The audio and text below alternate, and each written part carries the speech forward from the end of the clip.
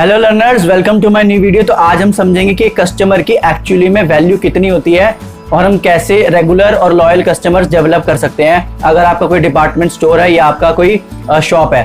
तो आज की वीडियो होने वाली है बहुत ही इंटरेस्टिंग, बहुत ही नॉलेजेबल और बहुत ही प्रैक्टिकल। तो वीडियो को एंड तक देखना ना भूलें। तो बिना किसी देरी के आइए वीडियो स्टार्ट करते हैं। तो आज मैं आपसे एक स्टोरी शेयर करूंगा, उसके बाद मैं आपको लेसन बताऊंगा। तो एक डिपार्टमेंट स्टोर का जो एग्जीक्यूटिव होता है वो एक मैनेजर कॉन्फ्रेंस में एक बात बोलता है। वो बोलता है कि मैं थोड़ा ओल्ड फैशन हो सकता हूँ, लेकिन मुझे लगता है कि कस्टमर को वापस लाने का सबसे अच्छा तरीका ये है कि उनको सबसे अच्छी सर्विस दी जाए। अगर आप उनको अच्छी सर्विस दोगे तो कस्टमर खुद ब खुद आपकी शॉप पे, आपके डिपार्टमेंट स्टोर पे खुद ही आएंगे। तो वो एक दिन अपने डिपार्टमेंट स्टोर पे विजिट करते हैं और वहां से गुजर रहे होते हैं। तो तभी वो क्या देखते हैं कि एक सेल्स पर्सन जो उनके स्टोर में काम करता है वो कस्टमर से आर्ग्यू कर रहा होता है और कस्टमर बहुत गुस्से में वहां से निकल जाता है। उसके बाद वो सेल्स पर्सन दूसरे सेल्स पर्सन को क्या बोलता है कि यार एक $2 के कस्टमर के चक्कर में अपना सारा टाइम क्यों वेस्ट करूं, क्यों सारा सामान फैलाऊं, क्यों सारा सामान निकाल के दिखाऊं, फिर वो ले ना ले, उसके सिर्फ एक $2 के चक्कर में अपना टाइम वेस्ट नहीं करने वाला। तो वो एक $2 का कस्टमर से समझ के उसे अच्छी ट्रीटमेंट बिल्कुल भी नहीं देता। लेकिन अगर सोचो अगर वो $2000 का सामान लेता तो क्या वो उसे अच्छी ट्रीटमेंट देता? यस, डेफिनेटली देता। तो वो जो डिपार्टमेंट स्टोर का जो एग्जीक्यूटिव था वो वहां से जब गुजरा तो उसके दिमाग से बात निकली नहीं। उसको लगा यार ये तो बहुत गंभीर सिचुएशन है, इसको तो चेंज होना चाहिए। और वो इस रिमार्क को कि ये $2 का कस्टमर है वो अपने दिमाग से बाहर निकाल नहीं पाया। और उसने सोचा है कि ये कस्टमर के साथ तो बहुत गलत तरीके से व्यवहार करते हैं हमारे सेल्स पर्सन, जब वो ये सोचते हैं कि ये सिर्फ $2 का कस्टमर है और ये पॉलिसी जो है हमारे स्टोर में चेंज होनी चाहिए, वरना तो स्टोर बंद हो जाएगा। क्योंकि कस्टमर्स को अच्छी सर्विस मिलेगी नहीं और कस्टमर हमारे पास आएगा ही नहीं और वो किसी और के स्टोर पे चले जाएगा। तो वो एग्जीक्यूटिव क्या करता है, वो अपने रिसर्च डायरेक्टर को बुलाता है और उससे बोलता है, उसे एक्सप्लेन करता है कि ये बताओ मुझे कि सालाना एक कस्टमर हमारे स्टोर पे कितने पैसे खर्च करता है। तो जो रिसर्च डायरेक्टर की जो कैलकुलेशन आती है एस्टिमेशन में, वो ये अंदाजा लगाता है कि एक कस्टमर उनके स्टोर पे सालाना $362 मतलब $362 का खर्चा करता है। उसके बाद वो क्या करता है, वो एक मीटिंग ऑर्गेनाइज करता है अपने सुपरवाइजर्स की और उनको एक इंसिडेंट बताता है और वो उनको रियल वैल्यू बताता है कि कस्टमर की एक्चुअली में कितनी वर्थ है।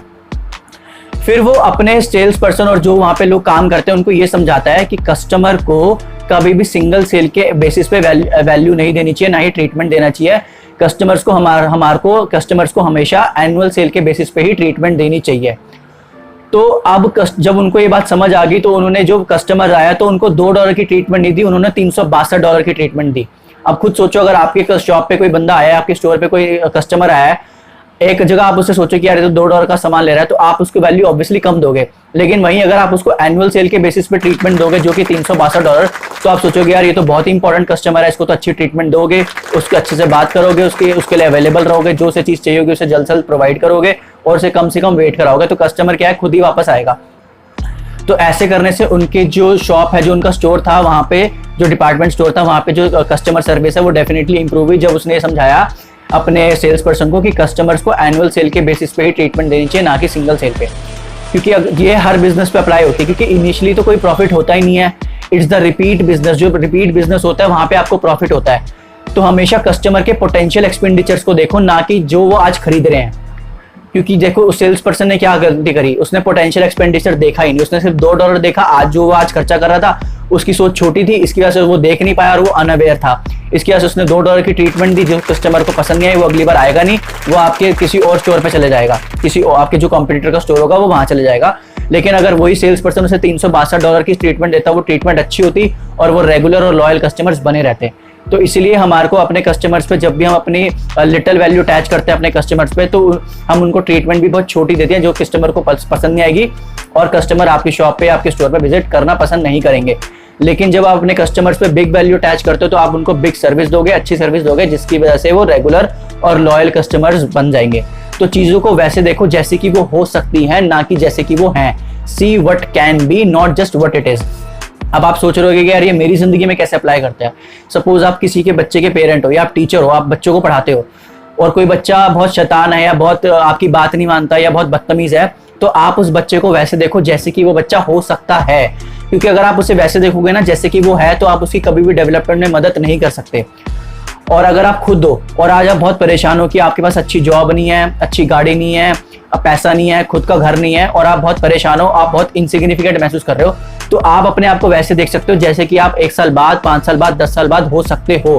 क्योंकि जब अपने आप को वैसे देखोगे, आज से 1 साल बाद, आज से 5 साल बाद, कि मेरे पास 5 साल बाद अच्छा घर भी होगा, अच्छी गाड़ी भी होगी, बंगला भी होगा, गाड़ी भी होगी, और मेरा पोस्टर हीरो की तरह पोस्टर भी लगेंगे रोडों पे, तो आपकी जो वैल्यू है वो आपकी नजरों में बढ़ जाएगी और आप इनसिग्निफिकेंट महसूस नहीं करोगे। तो आपको अपने आप को वैसा देखना चाहिए जैसे कि आप हो सकते हो, ना कि जैसे कि आप हो। जब आप ऐसा करोगे तो you will think bigger and you will feel bigger, और आप अपनी इसको जिंदगी में ट्राई करके भी देख सकते हो। तो जाने से पहले, वीडियो खत्म करने से पहले मेरा आपसे सवाल ये है कि आपने इस वीडियो से क्या सीखा और आप इसको अपनी असल जिंदगी में कैसे अप्लाई करने वाले हो। तो मुझे कमेंट सेक्शन में प्लीज कमेंट करके बताना, और अगर आप चाहते हो ऐसी वीडियोस और देखना तो चैनल को सब्सक्राइब और घंटी को बजाना मत भूलना। तो आज के लिए बस इतना ही। आपने मेरे को इतना कीमती समय दिया उसके लिए बहुत बहुत धन्यवाद। Thank you so much. Bye bye.